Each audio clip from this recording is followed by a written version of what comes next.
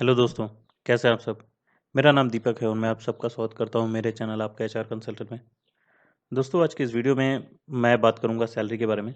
Normal salary के बारे में मैंने ऑलरेडी वीडियो बना रखा है, तो उसके बारे में हम लोग नहीं बात करेंगे। हम लोग बात करेंगे सैलरी इन कैश। कहने का मतलब है कि जिन लोगों को सैलरीज जो है कैश में दी जाती हैं, सीधे कैश इन हैंड दी जाती है, उसके बारे में हम लोग बात करेंगे और जानेंगे कि ये कितना ज़्यादा हानिकारक है आपके करियर के लिए और आपके करंट सिचुएशन के लिए।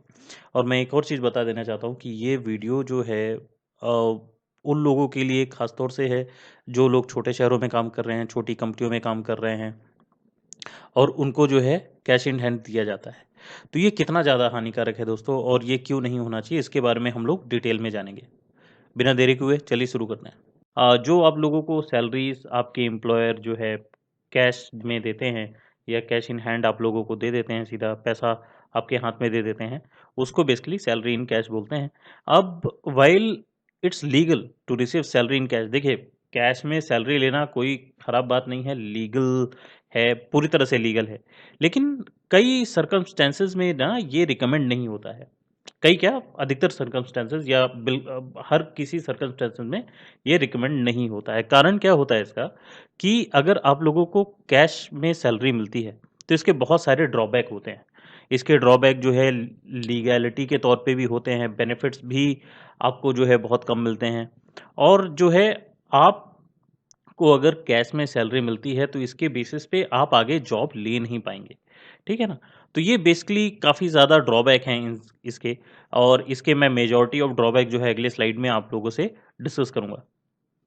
तो होप आप लोगों को समझ आ गया होगा। यहाँ पे लीगैलिटी एंड बेनिफिट देख लेते हैं, ठीक है। तो सबसे पहली चीज़ जो है, अगर आपको कैश पेमेंट मिलता है, किसी भी कंपनी में आपको कैश पेमेंट मिलता है, तो वहाँ पे क्योंकि आपका प्रॉपर डॉक्यूमेंटेशन नहीं होगा, तो आप जो है टैक्स इवेशन करेंगे। टैक्स इवेशन का मतलब आप टैक्स लैब में नहीं आ रहे हैं, आपको एम्प्लॉयर सीधा सीधा जो है पैसे दे दे रहा है, तो आपका टैक्स नहीं कट रहा है। और टैक्स नहीं कटने के कारण जो एम्प्लॉयर है वो भी फॉल्ट पे रहेगा, क्योंकि वो भी टैक्स क्या बोलते हैं, टैक्स इवेशन में जा रहा है। देन आप भी टैक्स इवेशन में जाओगे और इसके कारण जो है बाद में अगर ये चीज़ें पता लगती हैं तो आपके ऊपर भी पेनल्टी लगेगी और एम्प्लॉयर जो कंपनी है, कंपनी के ऊपर भी पेनल्टी लगेगी। तो टैक्स इम्प्लीकेशन बहुत बड़ी चीज़ होती है। तो इसलिए कोशिश करें कि कहीं भी अगर आप काम कर रहे हैं तो आपको वो कैश में सैलरी बिल्कुल भी ना दे, ठीक है। जो पहला इम्प्लीकेशन था। दूसरा इम्प्लीकेशन है लैक ऑफ बेनिफिट। देखिए, आपको जब भी कैश में सैलरी मिलती है ना, किसी भी कंपनी में आपको कैश इन हैंड अगर मिलता है, तो वो सबसे खराब चीज़ इसलिए होती है क्योंकि आपके पास कोई डॉक्यूमेंट नहीं है। आपको बेनिफिट्स बिल्कुल भी नहीं मिलेंगे। मेडिकल बेनिफिट हो गया, रिटायरमेंट बेनिफिट हो गया, हेल्थ इंश्योरेंस हो गया, अनएम्प्लॉयमेंट बेनिफिट हो गया, ये सारी चीज़ें ना ये आपको नहीं मिलेंगी। तो ये बेनिफिट लैक करता है। वो कैश तो आपको दे देगा, जो आपका एम्प्लॉयर है वो आपको कैश दे देगा, लेकिन उसके एवज में वो सारे बेनिफिट्स आपसे ले लेगा। तो बेनिफिट्स आपको नहीं दे रहा है, तो फायदा किसका हो रहा है? फायदा कंपनी को हो रहा है, आपका तो लॉस हो रहा है ना। ये दूसरी चीज़ है। तीसरी चीज़ एक्सप्लॉयटेशन रिस्क। अब एक्सप्लॉयटेशन रिस्क कैसे हो सकता है? क्योंकि वो आपको कैश में सैलरी दे रहा है, ठीक है। तो और आपके पास कोई ऑफर लेटर नहीं है जिसमें बकायदा लिखा हो कि आपके को ये काम करना है, ऐसा ऐसा करना है। वो आपको कैश दे रहा है, आपसे बोल रहा है ये काम करो, वो काम करो। आपको ये भी नहीं पता लगेगा कि आप कब आपको अंडर पे किया जा रहा है। आप अंडर पेड भी हो सकते हो, और अधिकतर चांसेस में अंडर पेड ही होते हैं लोग, अगर जहाँ पे उनको कैश में सैलरी मिलती है ना। तो ये तीन बहुत बड़े बड़े रिस्क हैं दोस्तों। तो टैक्स इम्प्लीकेशन पहला हो गया, दूसरा लैक ऑफ बेनिफिट्स हो गया, तीसरा एक्सप्लोटेशन रिस्क हो गया। चलिए अब आगे बढ़ते हैं। यहाँ पे जो अगला स्लाइड है मेरा, उसमें हम जानेंगे कि प्रोफेशनल परसेप्शन और अपॉर्चुनिटीज क्या क्या है। तो सबसे पहला है, देखिए जो परसेप्शन बनता है, ये बनता है इनफॉर्मल वर्क करने का। देखिए हमारे देश में इनफॉर्मल सेक्टर भी एक है, ठीक है। वहाँ पे अधिकतर आप देखेंगे तो कैश में ही मिलता है, ठीक है। जो भी सैलरी जो लोग हायर करके रखते हैं अपने अंडर लोगों को, उनको कैश में ही सैलरी देते हैं। तो जो परसेप्शन लोगों का बनेगा ना, अगर आपको मान लीजिए कैश में सैलरी मिलती है, तो जो लोगों का परसेप्शन बनेगा कि वो आप जो है अंडर द टेबल आपको जो है, पहली बात तो सैलरी मिलती है, पैसे मिलते हैं, और दूसरी बात जो है आप इनफॉर्मल सेक्टर में काम करते हो। इसके कारण क्या होगा, आपके जो रिज्यूमे है, रिज्यूमे में आपके रेड फ्लैग रहेगा और आपको कोई भी हायर नहीं करेगा।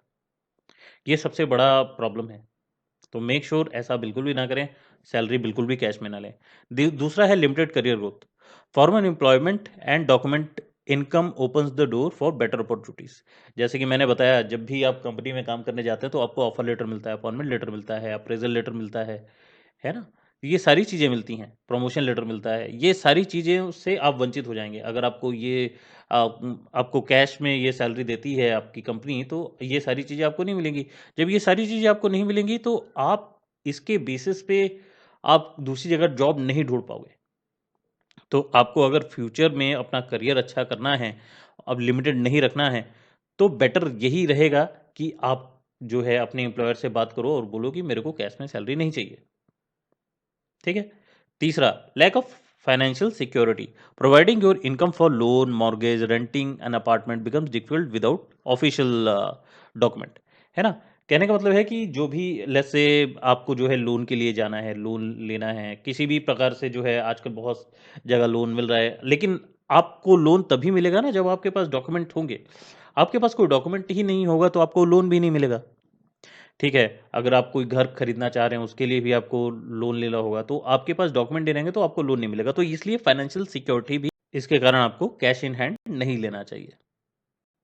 चलिए अब आगे बढ़ते हैं। अब अगर मान लीजिए वो कंपनी बोल रही है कि नहीं, मैं कैश में ही आपको सैलरी दूँगा, ठीक है? उसके अलावा मेरे पास ऑप्शन नहीं है, मैं कैश में ही आपको पे किया करूँगा जो आपकी सैलरी है। उस केस में आपको 3 चीज़ें करनी है। ठीक है। पहली चीज़ उनको बोल दिए कि ठीक है, आप जो है मेरा अकाउंट ये रहा, आप मेरे को डायरेक्ट डिपॉज़िट कर दीजिए, सीधा जो भी सैलरी है वो सीधे मेरे अकाउंट में भेज दीजिए। पहली चीज़ आप वो कर सकते हैं।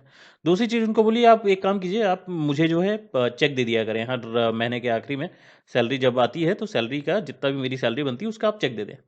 इन दोनों सूरतों में क्या होगा, आपके पास एक स्टेटमेंट रहेगा, बैंक स्टेटमेंट आपके पास रहेगा। अगर आप मान मान लीजिए आप दूसरी कंपनी में जाते हैं, तो वहाँ पे आप बैंक स्टेटमेंट दिखा सकते हैं कि देखिए मेरे अकाउंट में ऐसे करके जो है इतने में हर महीने इतनी सैलरी ट्रांसफ़र होती थी। पेचेक में भी यही होगा, आप पेचेक लेके जाएँगे, पेचेक आप लगाएँगे और वहाँ पे आपको आपकी सैलरी डिपॉज़िट हो जाएगी। ठीक है? तो ये 2 मेन अल्टरनेटिव है। तीसरा नॉर्मल सा अल्टरनेटिव ये है कि अगर उसके बाद भी वो आदमी नहीं मानता, वो कंपनी नहीं मानती है कि आपको वो सैलरी आपके डायरेक्ट डिपॉज़िट करेगी या पेचेक देगी, तो ऑप्शन यही है कि दूसरी कंपनी देख लें जहाँ पे बाकायदा आपको सैलरी जो है आपके अकाउंट में डाली जाती होगी या फिर पेचेक आपको दिया जाता है सैलरी का। ठीक है दोस्तों? करता हूँ कि आज का वीडियो आप लोगों को पसंद आया होगा, और पसंद आया है तो लाइक ज़रूर कीजिएगा। आप अपने ज़्यादा से ज़्यादा दोस्तों के साथ शेयर कीजिएगा और सब्सक्राइब करना मत भूलिएगा। मैं ऐसे ही नए-नए कंटेंट आप लोगों के लिए लेके आता रहूँगा। बस अपना साथ इसी तरह बनाए रखिएगा। मैं मिलूँगा आप लोगों से अगली वीडियो में। तब तक के लिए अपना ख्याल रखिएगा।